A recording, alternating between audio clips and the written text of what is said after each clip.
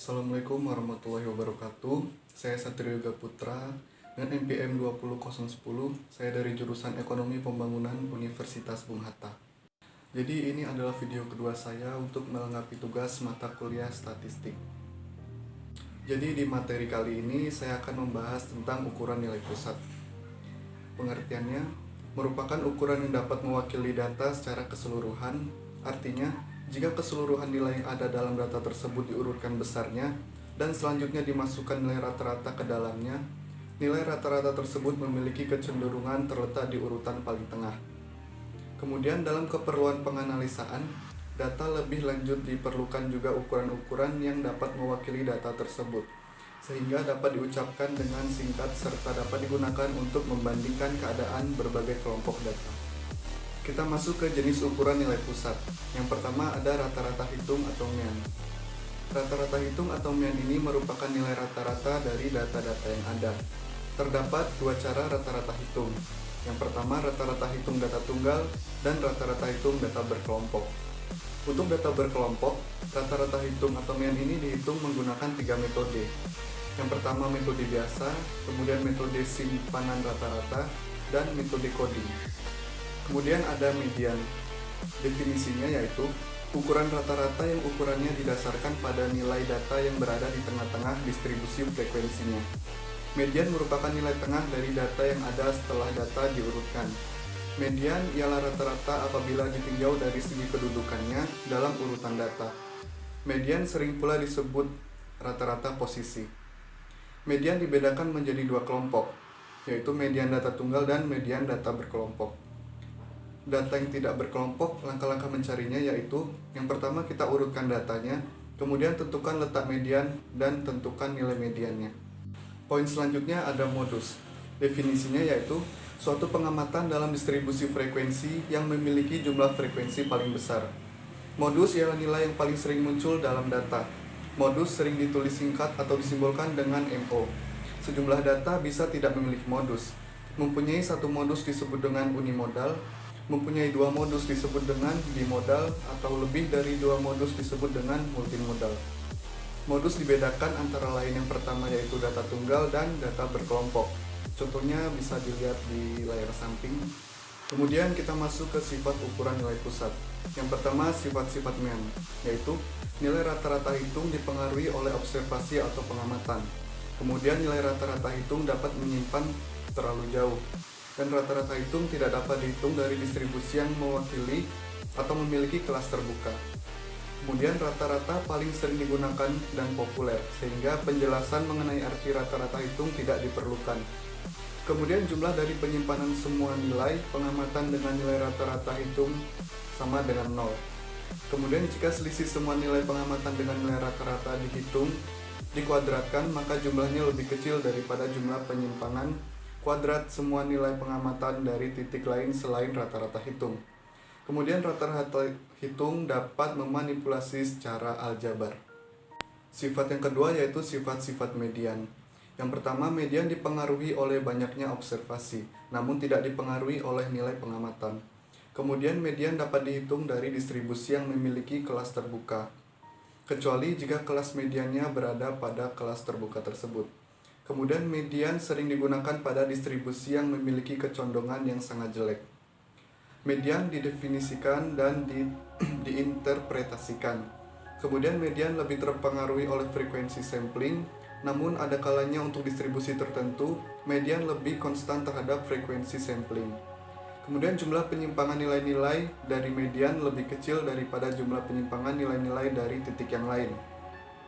Yang terakhir yaitu jika jumlah penyimpangan dari median dikuadratkan, maka jumlahnya lebih besar daripada jumlah penyimpangan kuadrat nilai-nilai dari titik yang lain.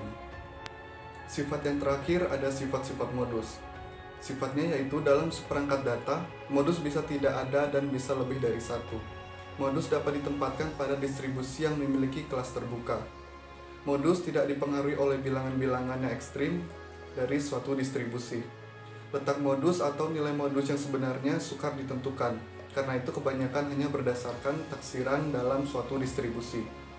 Perhitungan modus tidak didasarkan seluruh nilai pengamatan, tetapi didasarkan pada individu yang berada pada titik tempat terjadinya pemusatan yang terbanyak. Untuk perhitungan-perhitungan secara aljabar lebih lanjut, modus tidak dapat digunakan. Dan kemudian yang terakhir, modus tidak sepopuler ukuran rata-rata hitung atau median. Berikut cara mencari rata-rata hitung median dari data tunggal dan data berkelompok. Ini saya akan mencari nilai dari median. Di sini ada data 4, 4, 4, lalu 5, 5, lalu 6, 6, 7, 7, 7, 8, dan 9. Ada 1, 2, 3, 4, 5, 6, 7, 8, 9, ada 12 data. Ingat, data ini sudah saya urutkan dari data terkecil sampai data terbesar. Setelah diurutkan, yang pertama kita akan menentukan nilai median atau yang biasa disebut sebagai rata-rata, di mana rumus rata-rata untuk data tunggal yaitu X bar sama dengan X1 ditambah X2 ditambah X3 ditambah sampai Xn per n. N adalah banyaknya data. Maka rata-rata untuk data tunggal kita kali ini yaitu X bar sama dengan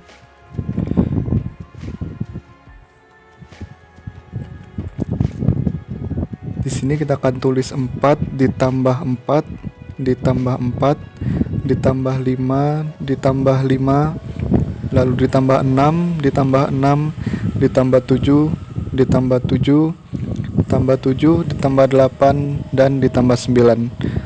Semua data kita jumlahkan lalu per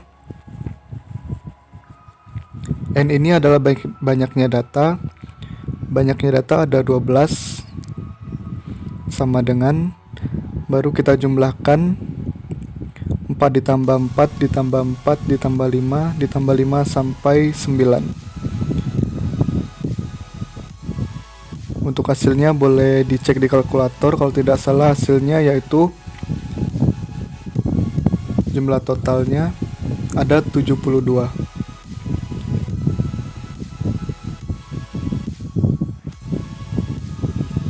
Lalu per di bawahnya 12, lalu 72 dibagi 12 yaitu hasilnya adalah 6. Inilah dia rata-rata atau median untuk data tunggal kita kali ini, yaitu 6. Berikut cara mencari median data tunggal dan median data berkelompok. Kemudian yang kedua, kita mencari nilai median. Median atau biasa kita sebut sebagai nilai tengah.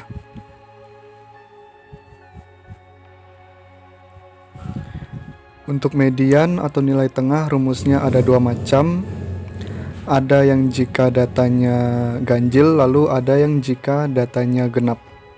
Sekarang kita akan bahas yang genap terlebih dahulu. Kalau datanya genap, maka rumus mediannya yaitu ME sama dengan data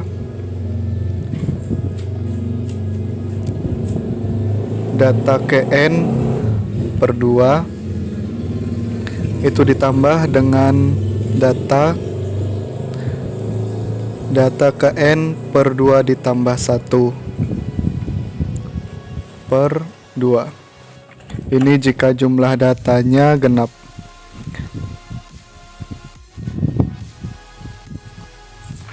Kalau untuk data yang ganjil, maka rumus yang dipakai yaitu ME sama dengan data Kn ditambah 1 per 2. Ini kalau datanya ganjil.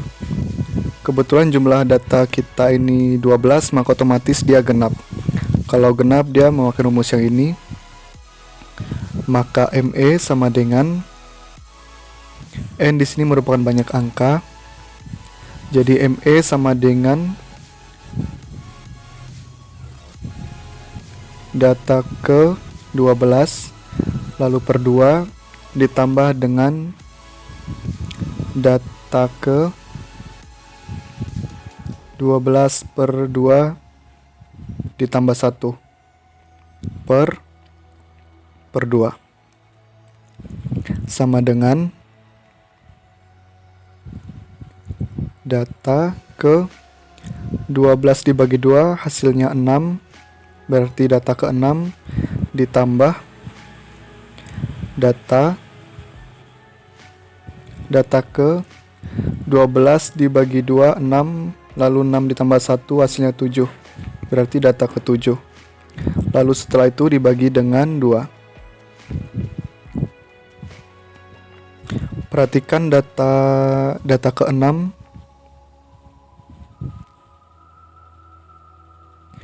Data ke 6 itu nilainya adalah 6 lalu ditambah data ke 7 yaitu nilainya juga 6. Lalu dibagi dengan 2. 6 ditambah 6 hasilnya 12 lalu dibagi dengan 2. Maka hasilnya adalah 6. Dan inilah median untuk data tunggal kita kali ini. Yang terakhir ada modus. Di sini kita akan mencari modusnya atau biasa disingkat dengan MO sama dengan. Modus itu merupakan data atau nilai yang paling sering muncul. Kalau kita lihat modus untuk data tunggal kita kali ini, perhatikan yang sering muncul 4 ada 3 kali, 5 ada 2, 6 ada 2, 7 ada 3, 8 1, dan 9 ada 1. Yang sering muncul yaitu angka 4 dan angka 7. Karena modusnya ada 2, maka langsung saja kita tulis modusnya itu angka 4 dan angka 7.